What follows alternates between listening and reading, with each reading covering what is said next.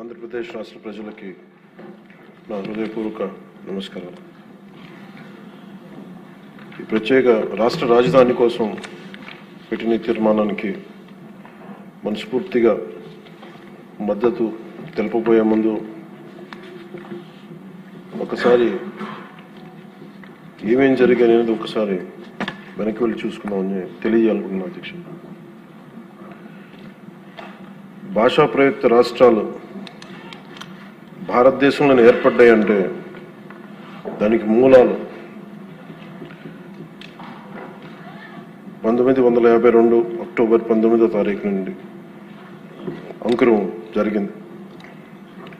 51 సంవత్సరాల వయసులో 58 రోజులు ఆమర నిరాహార దీక్ష చేపట్టిన పొట్టి శ్రీరాములు గారి త్యాగ ఫలితం ఆంధ్ర రాష్ట్ర ఏర్పాటు. దానిని ఆధారం చేసుకొని అనేక భాషా ప్రయుక్త రాష్ట్రాలు ఏర్పడ్డాయి. మన దురదృష్టం, అప్పుడు రాష్ట్రం ఏర్పాటు అయినప్పటి నుంచి 1953 అక్టోబర్ 1 కర్నూలు రాజధానిగా ఏర్పడినప్పటి నుంచి ఈ రోజు దాకా ఇంకా మనం రాజధాని గురించి కొట్టుకుంటున్నాం. ఇక్కడ ఉండాలా, అక్కడ ఉండాలా. పొలిటికల్ స్టెబిలిటీ, స్థిరత్వం ప్రజలకి చాలా చాలా అవసరం. నేనే హైదరాబాద్కి రాబోయింది అధ్యక్ష. మేము చెన్నైలో ఉండేవాళ్ళం, ఫిల్మ్ ఇండస్ట్రీ అక్కడ ఉండింది. మేమందరం ఏం నమ్మామంటే ఇది మా నేల, మా తెలుగు రాష్ట్రం, మా ఆంధ్ర రాష్ట్రం. అక్కడ సొంత ఇల్లుండి, మా అన్నయ్య గారికి కానీ అందరికీ సొంత ఇల్లుండి, అక్కడి నుంచి అందరం ఉన్నాయన్నీ వదిలేసి అమ్మేసుకొని హైదరాబాద్ వచ్చిన తర్వాత కారణాలు ఏవైనా కావచ్చు కానీ ఇది నీ ఊరు కాదు, నీ రాష్ట్రం కాదు, మీరు ఇక్కడి నుంచి వెళ్ళిపో.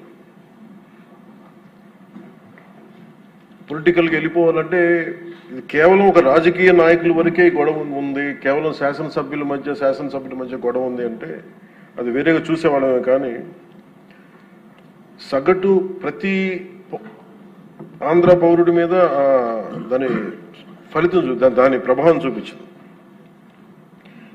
నాకేమనిపించిందంటే ప్రత్యేకించి చిన్నప్పటి నుంచి అందరం దేశం అంటే ఇష్టం, జాతీయ భావాలు, నేషనలిజం, ఈ భావాలతో పెరిగి భాష కానీ, కులం కానీ, మతం కానీ ఇవన్నీ మనకు చాయిస్ లేవు, ఇక్కడ పుట్టామనుకుంటాం. కానీ లోపల భావం అంతా జాతీయతే ఉండేది, జాతీయ భావాలే ఉండేవి అందరు. అలాంటిది ప్రాంతీయత, ఉప ప్రాంతీయత, రీజనలిజం, సబ్ రీజనలిజం తోటి మళ్ళీ ఇక్కడికి వచ్చేటప్పటికి నాకు గుండె లోతులోంచి ఉద్వేగం, ఆవేదన కలిగి జనసేన పార్టీని స్థాపించడం జరిగింది. అలాంటి సందర్భంలో తెలంగాణ అంటే ఇక్కడ ఉన్న లోకేష్ గారు కానీ, నాదెండ్ల మనోహర్ గారు కానీ, గౌరవ మంత్రివర్యులు, సహచర మంత్రివర్యులు ఇద్దరు కూడా తెలంగాణలో పుట్టి పెరిగినారు.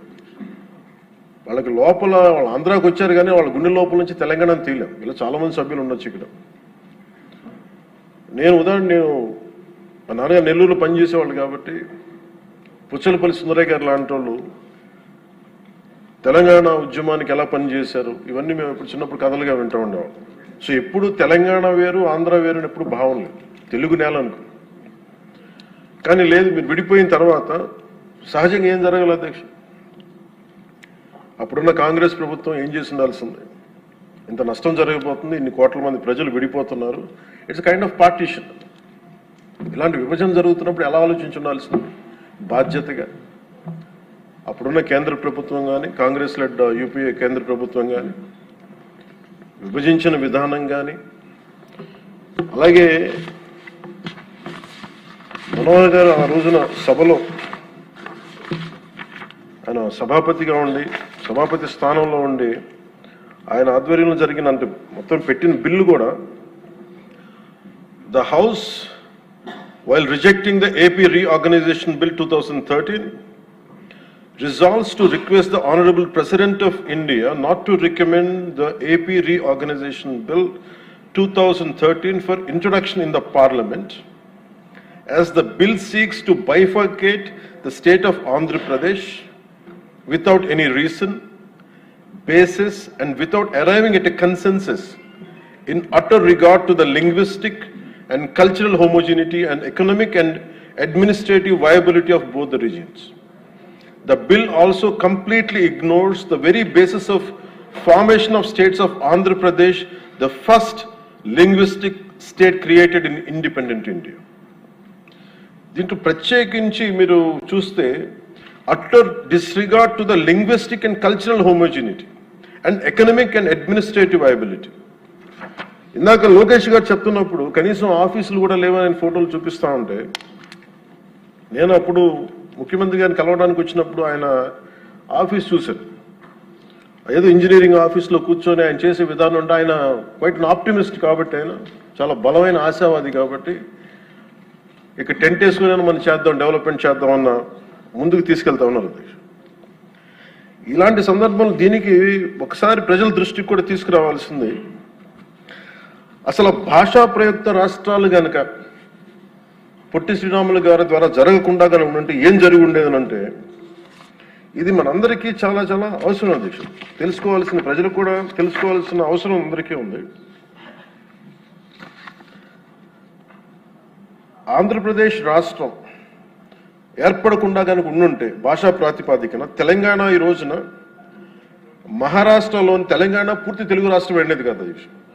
మహారాష్ట్రలోని నాందేడు, పర్బని, బీడ్, ప్రస్తుతం సంభాజీనగర్ అయిన ఔరంగాబాద్, ఉస్మానాబాద్ జిల్లాలో కొంత భాగం, కర్ణాటకలోని గుల్బర్గా, బీదర్, రాయచూరులో కొంత భాగం కలిసి ఉంది. 1956 అదే భాషా ప్రాతిపాదికన ఈరోజు కేరళ ఏర్పడింది అంటే, మద్రాస్ ప్రెసిడెన్సీ నుంచి మలబార్ జిల్లా, కాసర్గోడ్, ట్రావెన్కోర్, కొచ్చిన్తో కలిసి మళ్ళీ కేరళ రాష్ట్రం ఏర్పడింది. అలాగే ఈ రోజున మనం చెప్తున్న మైసూర్ దీని రాష్ట్రం, బళ్ళారి, కొల్లేగల్ తాలూకా, సౌత్ కెనరా కలిసి కన్నడ మాట్లాడే ప్రజలు కర్ణాటక రాష్ట్రం ఏర్పడింది. బాంబే ప్రావిన్స్, మహారాష్ట్ర, గుజరాత్ ప్రత్యేక రాష్ట్రాలుగా ఆవిర్భవించాయి. తర్వాత పంజాబ్, హర్యానా,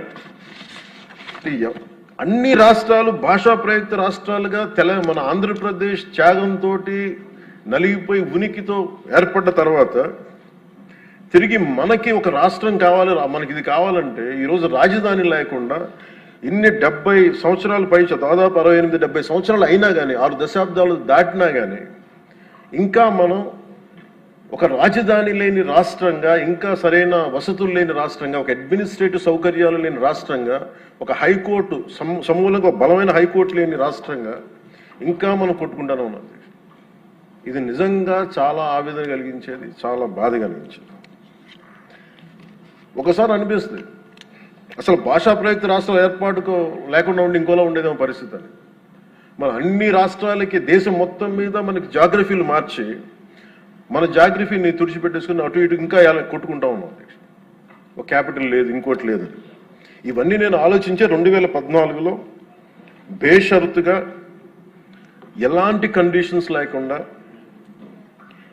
ఒకేసారి కూర్చొని నేను ఎందుకు చంద్రబాబు నాయుడు గారి నాయకత్వం తెలుగుదేశంకి మద్దతు పలికానంటే, ఇది నా దేశం మీద ఉన్న ప్రేమ, నా ఆంధ్రప్రదేశ్ నేల మీద ఉన్న గౌరవం.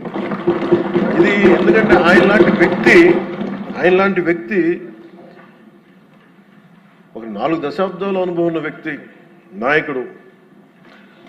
ఆయన లాంటి వ్యక్తి చేతిలో ఆంధ్రప్రదేశ్ ఉంటే చాలా బాగుంటుంది. ఆయన నిర్ణయం తీసుకున్నారు అమరావతి రాజధానిగా ఉండాలి అని. అప్పటికి మనం రింగ్ రోడ్స్ ఎన్ని గొడవలు చూసాం. ఎక్కడైనా సరే భూ సమీకరణ అంటే చాలా గొడవలు ఉంటాయి. అలాంటిది 32,000 33,000 పైచిలుకు ఎకరాలు తీసుకుంటున్నప్పుడు 80 to 90% చాలా సజావుగా సాగింది. అది నేను ఆ రోజుల్లో ఉన్నప్పుడు కొన్ని పరిస్థితులు వచ్చినాయి. ఉదాహరణకి ఉద్దనరాయనిపాలెం దగ్గర చాలా మంది దళిత కులాలకు చెందిన రైతాంగం వచ్చి నా దృష్టికి వచ్చి, ఇట్లా మేము కూడా ఇక్కడే అంటిపెట్టుకున్నాం, మాకు కూడా కొంచెం వేతనం కొంచెం ఎక్కువ ఇప్పించండి, కొంచెం మనకి కాంపెన్సేషన్ ఎక్కువ ఇప్పించండి అంటే అది ఆ రోజున వారి దృష్టికి తీసుకెళ్ళినప్పుడు వాళ్ళకు కూడా న్యాయం చేశారు. ఇవన్నీ చేసిన తర్వాత ఎక్కడో ఒక చోట ముందుకెళ్తున్న పరిస్థితుల్లో 1924 ప్రభుత్వం మారింది. ప్రభుత్వం మారిన తర్వాత అసలు దాని మీద ఎంత కక్ష కట్టారంటే, అంటే ఈ లోపుల్లోనే దాని మీద చాలా అభండాలు వేశారు. ఖచ్చితంగా భూమిని తీసుకుంటున్నప్పుడు కొన్ని సమస్యలు వస్తాయి అధ్యక్ష. అయిష్టతో ఉన్నవాళ్ళు ఉంటారు, మొత్తం 100% సంతోషంగా ఎవరు, కానీ మెజారిటీ ప్రజలు మటుకు ఇష్టాపూర్వకంగా ఇచ్చారు. అందరూ నాలాగే నేను ఎలా అయితే వచ్చానో మన రాజకీయాల్లోకి మన ఉనికిని కోల్పోయాం, ఆంధ్రప్రదేశ్కి ఉనికి లేదు, రాజధాని లేదనేది నేను అమరావతి జిల్లా సంబంధించిన రైతాంగం అందరితో మాట్లాడితే చాలా ఎక్కువ శాతం మంది మా ఇష్టం తెస్తున్నాం, ఇక్కడ మేము నేల పోగొట్టుకున్నాం, హైదరాబాద్ పోగొట్టుకున్నాం, మేము ఇస్తాం అని చెప్పి చాలామంది సంతోషంగా ఇచ్చారు.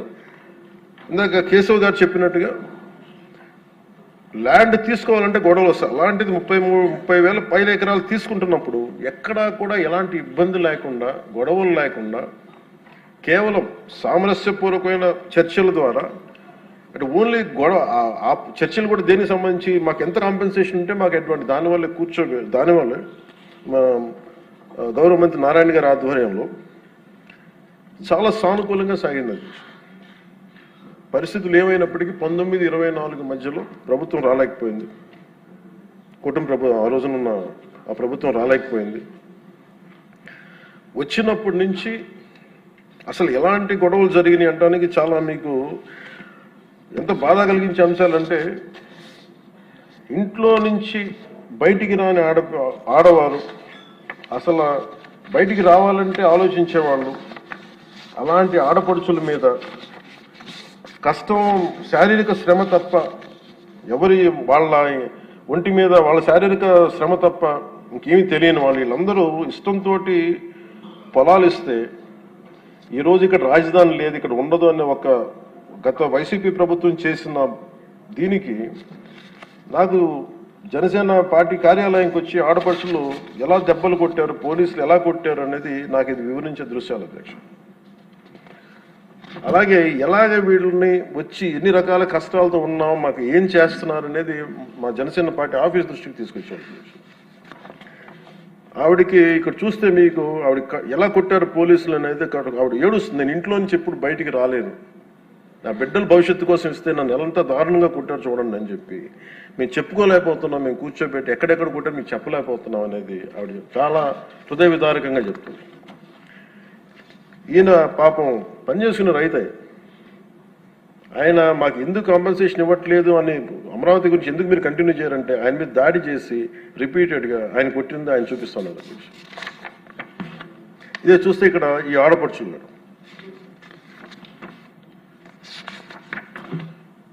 నేను వీళ్ళకి మద్దతుగా వెళ్తే అధ్యక్ష మొత్తం ముళ్ళ కంచెలేసి కూర్చోబెట్టాను పోలీసులతో. ఈరోజు చూస్తున్న అమరావతి కానీ ఈరోజు చూస్తున్న ప్రాంతం కాదు, ఒక యుద్ధ వాతావరణం ఉండేది, గుబులు వాతావరణం ఉండేది.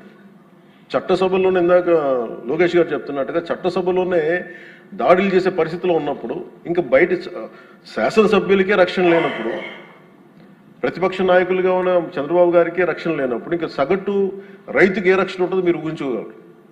అలాంటిది మేము కూర్చోబెట్టి బయటకు వస్తే అధ్యక్ష మొత్తం ముళ్ళ కంచెలు వేసి మమ్మల్ని ఇక్కడ కూర్చోబెట్టి మీరు 15 నిమిషాలు కూర్చుంటే వెళ్ళిపోతామంటే ఇంకా నాకు విసుగొచ్చి గొడవ పెట్టుకొని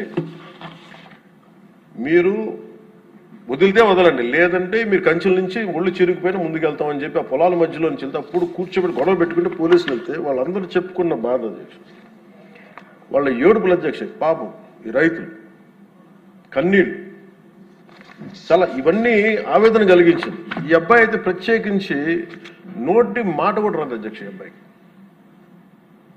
బాధ ఎలా కొట్టారో కూడా అబ్బాయి చెప్పలు. ఈ అబ్బాయి వీళ్ళందరూ కూడా దళిత కులాలకు చెందిన కులాలు అధ్యక్ష. ఈ అబ్బాయికి మాట కూడా రాదు, ఏడుస్తా ఏం చెప్పాలో తెలియట్లా, భాష లేదు ఆ భావానికి, ఆ ఏడుపుకి, ఆ వేదనకి భాష లేదు. ఆ సైగలతోటి ఆ రాని వచ్చిన ఒక మోగ గొంతుతోటి మాట్లాడుతుంటే నా గుండె కరిగిపోయింది. రైతాంగం అందరూ వచ్చి మమ్మల్ని రిపీటెడ్గా మాకు హెల్ప్ చేయండి, మీరు నిలబడాలంటే ఇవన్నీ కూడా నేను అప్పుడు మేము అలయన్స్లో ఉన్న భారతీయ జనతా పార్టీ కేంద్ర నాయకత్వం దృష్టికి తీసుకెళ్ళి ఆ రోజున జనసేన పార్టీ నుంచి చాలా బలంగా నిర్ణయం తీసుకున్నాం. ఆంధ్రప్రదేశ్కి ఉండేది ఒకే ఒక రాజధాని, అది అమరావతి అవుతుంది. అది మేము చాలా క్లియర్ కట్గా మేము చాలా బలంగా తీసుకున్నాం అధ్యక్ష. ఇది తీసుకున్న తర్వాత మాకు అక్కడి నుంచి 3 రాజధానులు అంటే సమస్యని పరిష్కరించకపోగా జటిలం చేశారు వీళ్ళందరూ. మేము అలయన్స్కి ప్రత్యేకించి మేము పెట్టుకుంది ఆంధ్రప్రదేశ్కి ఒక్కటే ఏక రాజధాని ఉంటుంది, దాన్ని ముందుకు తీసుకెళ్తాం. అదే కమిట్మెంట్తో వచ్చాం అధ్యక్ష. ప్రజలు దాన్ని అర్థం చేసుకున్నారు. మనస్ఫూర్తిగా దీనికి 164 సభ్యులతోటి ఎన్డీఏ కూటమిని గెలిపించారు. ఈ రోజున మేము ఆ మాట నిలబెట్టుకునే భాగంలో ఒక బలమైన అడుగు పాదముద్ర పడింది అధ్యక్ష. ఇది చట్టసభల్లో ఇచ్చే మాట జస్ట్ ఒక ఏదో సింపుల్ ప్రామిస్ కాదు, ఏదో చేస్తాం అలా కాదు. చట్టసభలో ఇచ్చే మాట ఇట్స్ కమిట్మెంట్, అంటే వాగ్దానం అధ్యక్ష. ఏదో ఇచ్చాం కదా మాట అలా కదా, ఇది వాగ్దానం అనే పదమే వాడతాం. వాగ్దానం అంటే మేము కష్ట నష్టాలు వచ్చిన commitment is what transforms a promise into a reality. This is what said by Lincoln. Commitment ఉన్న చోట కన్సిస్టెన్సీ ఉంటుంది. అందుకే మేము ఈ రోజున ఎన్డీఏ కూటమి ప్రభుత్వం చంద్రబాబు గారి నాయకత్వంలో we are committing, we have committed, we will make sure this is only going to be the capital of state of Andhra Pradesh. We will take it forward.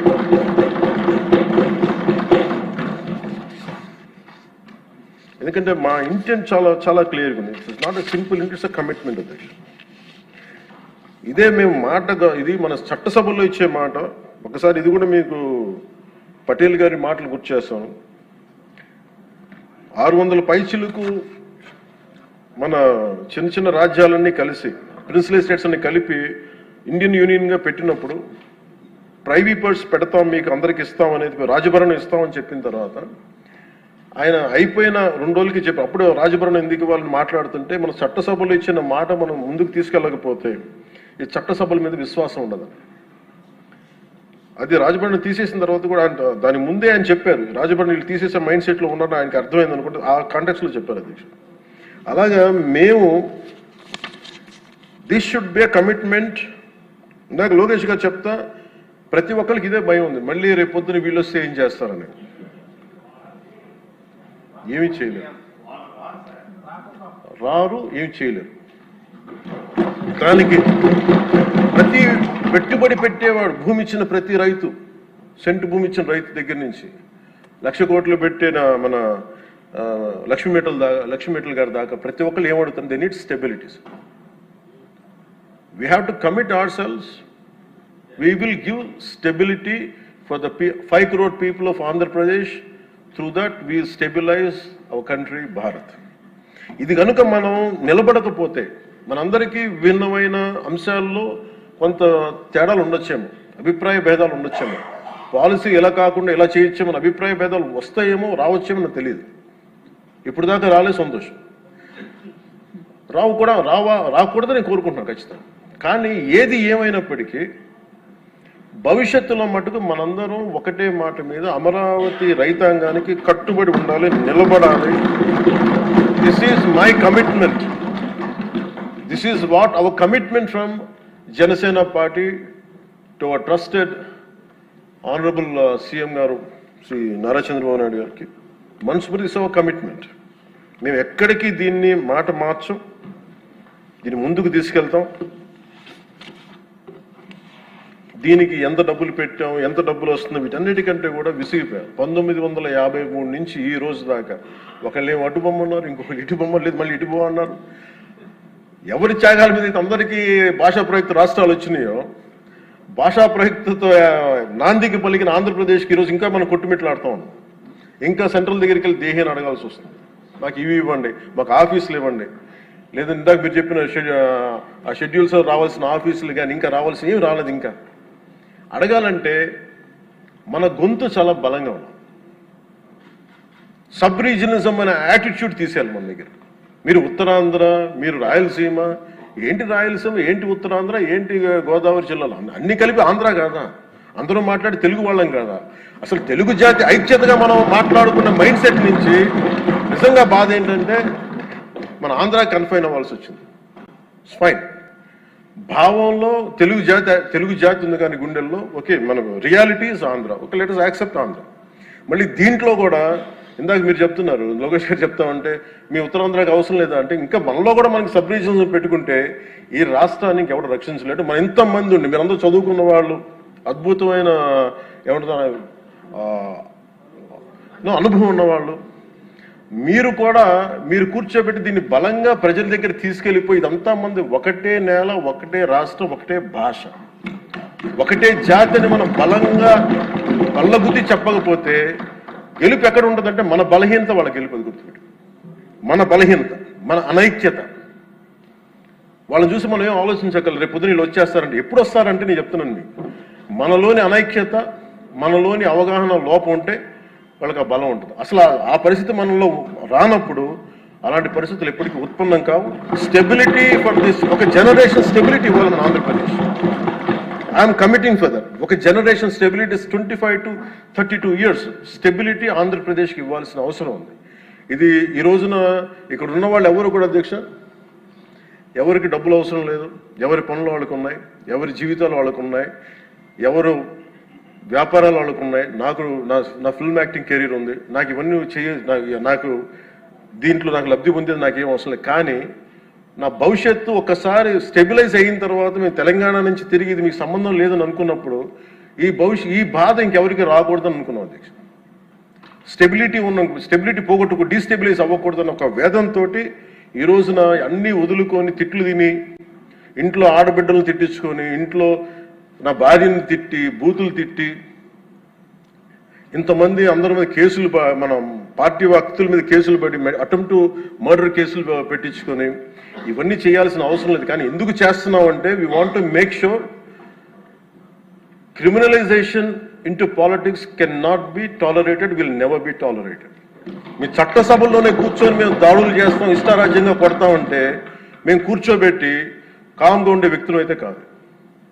మనందరం ఇవ్వాల్సింది కూడా చాలా బలంగా, we are here to give solid stability for Andhra Pradesh. తద్వారా పెట్టుబడులు చాలా బలంగా వస్తాయి. అది ఈ ప్రజలు, నేను ఆంధ్రప్రదేశ్ ప్రజలకి ఈ సభాముఖంగా సభాపతి గారి ద్వారా నేను చెప్పదలుచుకున్నాను.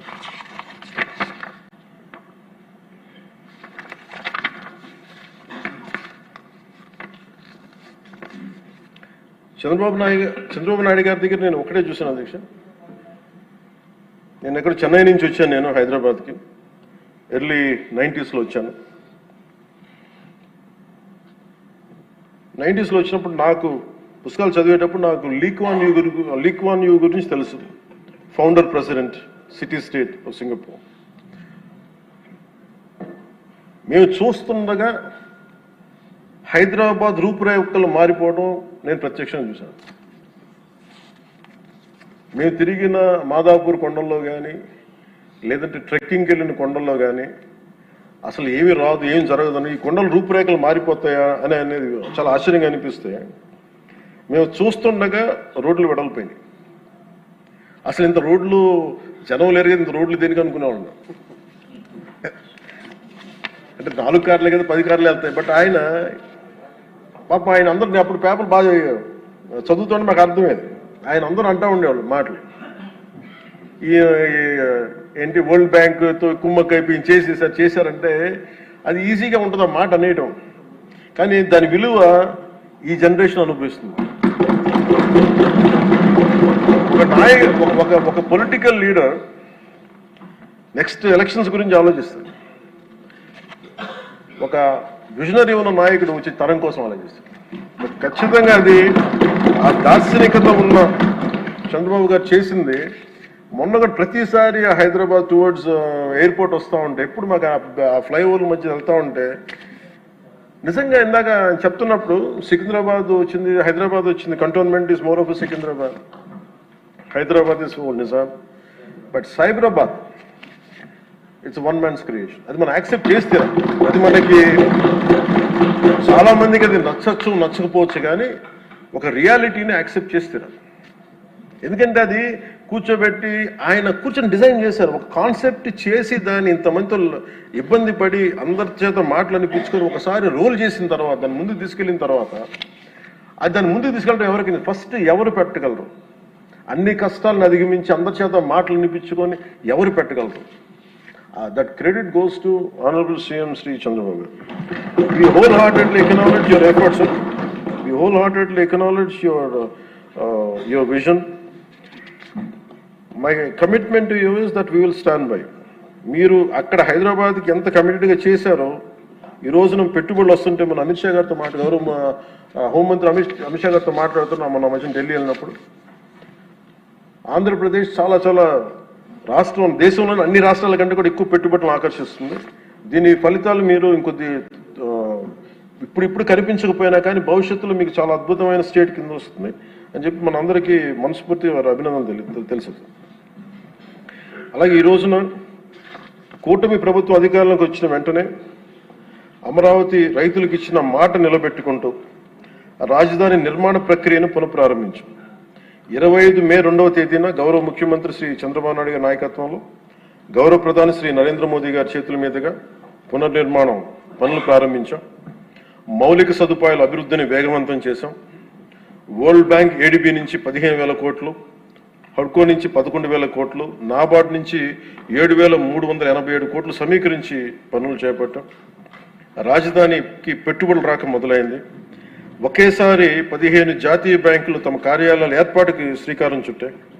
మరో 28,000 కోట్ల పెట్టుబడులు వచ్చాయి. అమరావతి ఒక సాధారణ రాజధాని కాదు, ఇది ఒక ప్రజా రాజధాని. ప్రపంచ శక్తిగా రూపుదిద్దుకున్న రాజధాని అమరావతి ఆంధ్రప్రదేశ్ రాష్ట్ర శాశ్వత రాజధాని. ఈ మేరకు